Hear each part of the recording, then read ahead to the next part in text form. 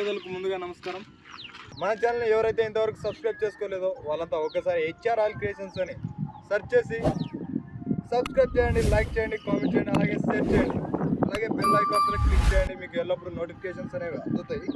So ఈరోజు మనం ఉన్నాము సొలకాయ పొలంలో ఉన్నాము, అంటే క్లస్టర్ బీన్స్ ఇంగ్లీష్లో చెప్పాలంటే. సో దీంట్లో వచ్చేసి మెయిన్గా ప్రాబ్లమ్స్ ఇది వచ్చేసి 45 రోజులు నెలన్నర పైరు. ఇందులో వచ్చేసి మెయిన్గా ఏమొస్తుందంటే పచ్చదోమ, మొగ్గలో పురుగు, అలాగే పచ్చ పురుగు ఇలాంటి ఎక్కువ ఉంటాయి. వీటిని నివారించడానికి కావాల్సిన కెమికల్స్ అలాగే మందులు పచ్చదోమకి ఈ నెలన్నర పైరుకి వచ్చేసి థైమెథాక్సిమ్ 25% WC, అలాగే ఈ మొగ్గలో పురుగు అలాగే పచ్చ పురుగు నివారించడానికి లాంబ్డాసైలోథ్రిన్ 5% ఈజిన్. ఈ మందులు సరిపోతాయి. ఈ స్టేజ్కి వచ్చేసి ఈ మందులు ఈ కెమికల్స్ అనేవి వాడుకోవచ్చు, మంచి రిజల్ట్ ఉంటాయి.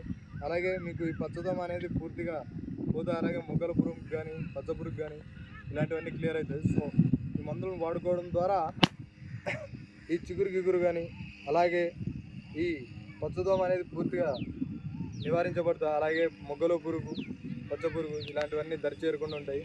ఈ కెమికల్స్ని 30 రోజుల నుంచి 45 రోజుల పైరులు ఏవైతే ఉన్నాయో ఈ సొరకాయ పంటల్లో ఈ లక్షణాలు కనపడే ప్రతి పైరుకు కూడా ఈ కెమికల్స్ని ఉపయోగించవచ్చు.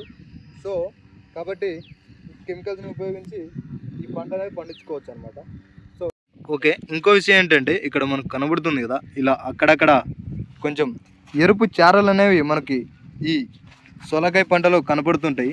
సో ఇలాంటి వాటికి వచ్చేసి కార్బండజైమ్ అలాగే మ్యాంకోజిబ్ ఈ కెమికల్స్ని ఫంగిసైడ్ అనమాట, అంటే తెగులు మందు. దీన్ని వాడడం ద్వారా ఈ చారలు అనేవి కనపడకుండా పోతాయి. అలాగే మంచి రంగు అలాగే మెరుపుదనం అనేది వస్తుంది, మొక్క కూడా మంచి రంగు వస్తుంది. ఈ తెగులు ఎక్కడైనా ఉన్నా కూడా మొత్తం ఇది చిన్న పైరు కాబట్టి 35 నుంచి 45 రోజుల పైరు కాబట్టి దీనికి ఈ ఫంగిసైడ్ అనేది సరిపోతుంది. కాబట్టి దీన్ని వాడి మొక్కకి ఈ ఎర్రచారలు కానీ ఇలాంటి మచ్చ తెగులు కానీ ఎక్కడైనా ఉన్నా కూడా పూర్తిగా క్లియర్ అవుతుంది అనమాట. కాబట్టి ఈ మందులను వాడుకొని రైతులు ఈ పంటలను పండించుకోవచ్చు అనమాట. సో ఇంతటితో సమాప్తం. నమస్కారం, ధన్యవాదాలు.